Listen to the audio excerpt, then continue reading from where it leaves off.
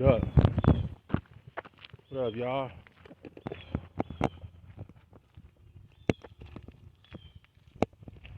Yeah, I want y'all to see my feet. Anyway, I stay color coordinated 3, you feel me? But yesterday I did a rough draft on the Walnut crew, the Repo crew, Baby New York story. But I didn't like how that came out. So I had to get back busy again on it. You know, can't let the appearance be the interference. Whether it's your conversation or whether it's your outer appearance, your inner appearance. You know, even your conversation. You know, your conversation gotta be like immaculate. There's the things that come out your mouth, the words you say. You know, you gotta be able to encapsulate your audience. You gotta be able to speak to where they can visualize what you're saying. So visualize this. Baby New York and his family, dark and lovely, TFA. Her sister Boosie from Rolling 20s. Her sister Susie Grant. And her brother Velo, little Velo and their mom. They had moved from Brooklyn, New York back in the early 80s, like 81, 82. And before they came to Long Beach, they had Baby New York appeared in a few hip hop movies back in the early 80s. And he also appeared in a few sitcoms back in the early 80s as well. So he had a little cash flow coming in, which allowed him to stand out as an individual. But when they came to Long Beach, all the women flocked towards Baby New York. You know, because he stayed fly. He kept a fly whip. He kept some money in his pocket. He kept something going. The homies didn't like that. And they tried him a few times. He got down with a few homies. I ain't gonna say they just mopped him up. He stood his ground. Just keeping it real 100. We don't do no turkey bacon on Elephant Moon TV. I don't know New York personally. I have spoken with him on the phone several times, and I always heard about him through his family because I used to hang out with his brother, Lil Velo, Danny Gordon. And they mom, rest in peace, you will have a big old picture of New York in the living room, like high up on the wall, so you can see him. So I used to always look at it. I used to be mesmerized, like, damn, who's this dude? And they would enlighten me on who he was, because he was never around. I was like, why he don't never be around? I was like, he in jail. I was like, oh, wow. So, but he had a fight with one of the homies to where Andre Gaither got involved. One of the Gaithers got involved, and it caused a lot of strife with him and the homies. But he was tight with the Rolling 20s because the Rolling 20s was on their money. They was on some player shit. You know, because originally Rolling 20s got they name from the $20 bill. They was 20 style hustlers, something like that.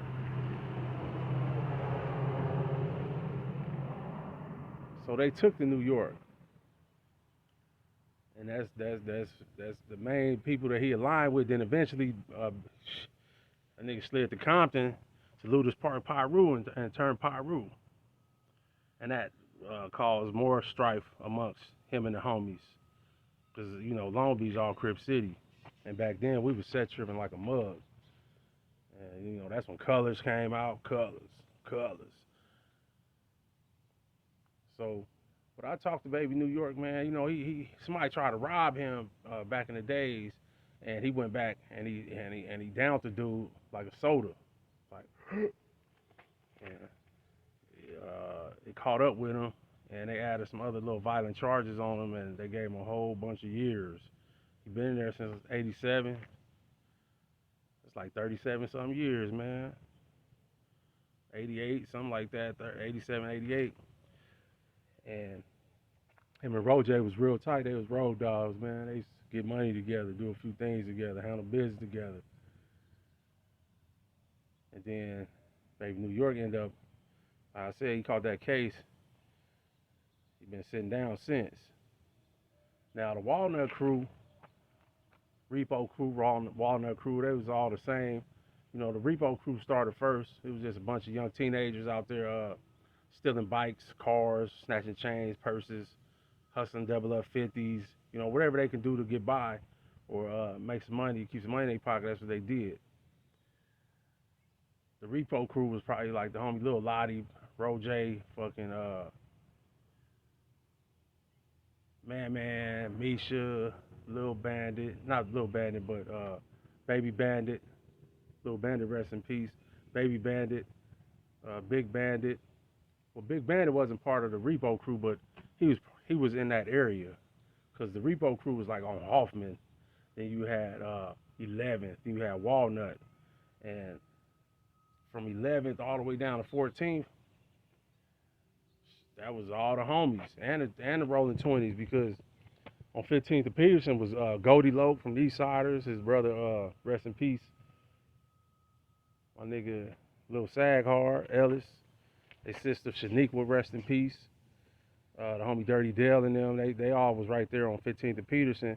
On 15th and Walnut right there, I think that was the homie Big Stan, Big Horse, Big Rock, Big Bandit. It was a few homies on 15th right there in Walnut, 14th, 15th. Then it was the other homie. He was a short, light-skinned homie. I was in the feds. His name was D. He stay out there in Alabama now. Well, back then, when I was in the feds, he said he had got violated, but he was living in Alabama. It was a few other homies, man. Big Stan, rest in peace. They was on Walnut. Them niggas had yickins.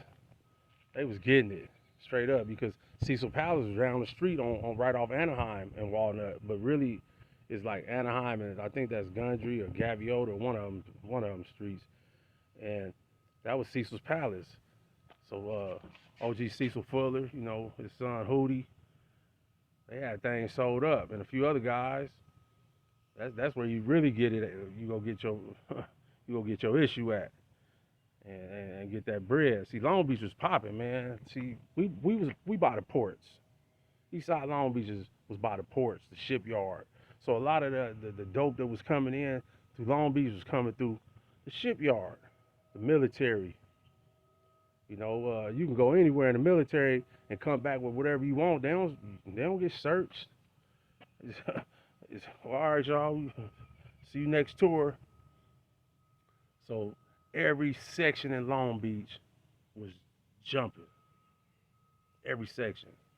Every section like $1 million spot. Everybody got money. Everybody was hustling. Everybody was getting it. The Walnut crew was a group of people from Rolling 20s and Insane. You had, I'm going to name a few of the Rolling 20s. Lil Big, Duke, his name Wailing, Big Boy, rest in peace, from Rolling 20s. Carlisa from Rolling 20s. Homegirl Boosie from Rolling 20s. Then Big Lily, rest in peace.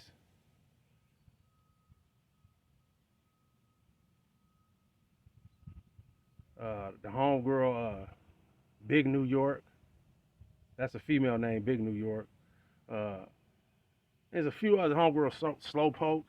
Homegirl Dark and Lovely, and the Insanes was, you had the homie Juju, you had, now Rojay and them was originally from LA. Rojay is from 88 Avalon. What up, Rojay? And his brothers and them, they got put on the hood. The homies got to them. Man, T-Loke, Baby Bandit. Who else? I'm leaving somebody out, but charging my mind out my heart. they was from LA, so when they came to Long Beach, the homies got on y'all, what y'all gonna be. So they got put on except Rojay. Rojay kept ducking. The homies was trying to trick him to Kings Park several times. He's like, I ain't going down like that. But he didn't got down with a few of the homies. You know what I'm saying? He stood his ground though, so niggas had to respect that shit. Then all his family from Insane, and then his sister and them aligned themselves with like she was she was in a relationship with the homie Little Bandit, rest in peace. You know what I'm saying? And then their brothers and the brothers, they started aligning themselves with different homegirls, where they brothers and them was from Insane, so they was entwined now. So you know the homies kind of backed up, but Rojay had the homies Big Scrap, rest in peace, didn't like Rojay. You know they used to be on his head.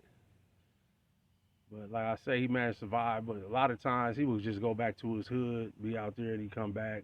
He'd be back and forth. But the homie Holly Mac, Big Holly Mac had bought him I think it was like a 6.5 Chevy, 6.7 Chevy glass, something like that. And it was Dookie Brown with gold Dayton's on it. I remember that car, cause it was for he shit ride around Long Beach with nowhere to go to. That's what happens when you got a car and a whole bunch of money you don't know what to do with it. A lot of us, we used to get cars to be riding around the hood, just up and down the street, wasting gas. But that was the life. That's how we entertained ourselves. But the Walnut crew, man, they was tight, man. You know, it was Insane in Twins, Deuces and Trays. They had a lot going on. And then eventually, like I said, in 1989, the internal beef that happened amongst the homies at that time caused a great division on the east side of Long Beach. And to be honest, how it went down, it shouldn't have went down, but who am I to say what God already had planned? You know what I'm saying? The beef was amongst two homies. And one of the homies, he had a brother rolling 20s. He went and got his brother didn't ask no questions. He just, right or wrong, he rolled with his brother. And it is what it was. But in this day and time, man, I ain't, if you on some bullshit, I ain't fucking with you. I ain't riding with you on nothing. Get down where you get mad at. Because in this day and time, man, it's about making rational decisions. You can't run around making irrational decisions, because that one irrational decision will cost you a lifetime of heartache, man. Nobody want to go to the wilderness. The wilderness is jail. Because when you in jail, on Insane, nigga, you'll be on that bus for 2, 3, 4, 5, 6, 7, 8 hours before you get to your destination. And when you get to your destination, you don't see no city, nothing. You don't see shit but Ford and Chevy trucks, Dodge Rams, and, you know, people with, got boots on and shit like that. Nobody got time for that.